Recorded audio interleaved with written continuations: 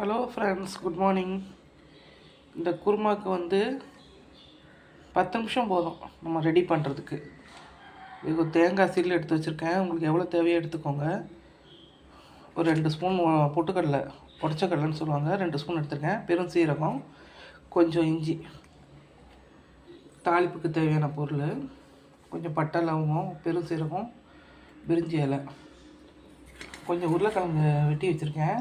நீட்டு வாக்கில் வெட்டி வச்சுருக்கேன். இந்த உருளைக்கிழங்கு வேகிற டைம் மட்டும்தான்.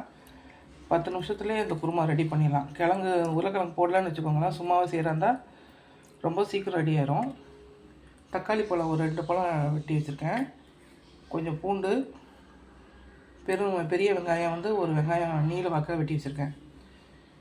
இப்போ இந்த தேங்காயை அரைச்சிட்டு வந்துடலாம். எண்ணெய் 1 ஸ்பூன் ஊற்றிருக்கேன். தாளிப்பு சேர்த்துடலாம்.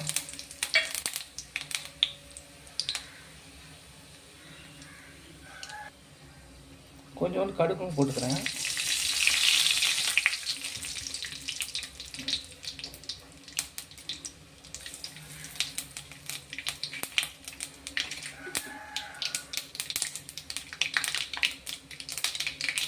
பெரிய வெங்காயம் சேர்த்துக்கலாம்.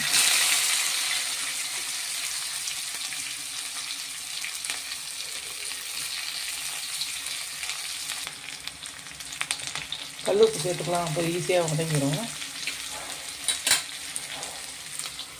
தக்காளி போட்டுக்கலாம். இது நல்லா வதங்கட்டும்.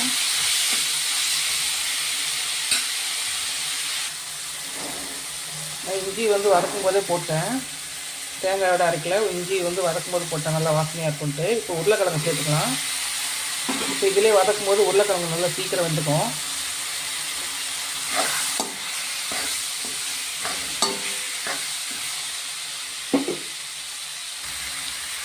உங்கள் காரத்துக்கு ஏற்ற மாதிரி மிளகாத்தூள் சேர்த்துக்கோங்க. நான் வெறும் மிளகாத்தூள் தான் சேர்க்குறேன். தனி மிளகாத்தூள் ஒரு 1.5 ஸ்பூன் சேர்க்குறேன் நான். இதுவும் இந்த எண்ணெயில் வதக்கி விட்டுட்டு தண்ணியை ஊற்றி விடுங்க. இது நல்லா கொதிக்கட்டும்.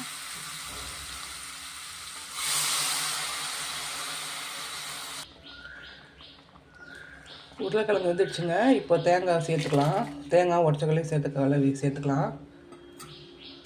இது ஒரு கொதி வந்தால் போதும். ரொம்ப கொதிக்க விட்டிங்கன்னா அந்த பொட்டுக்கடலை போட்டுக்கனால அப்படியே ரொம்ப திக்காயிரும்.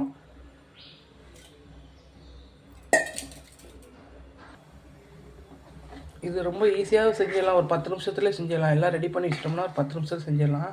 இந்த உருளைக்கிழங்கு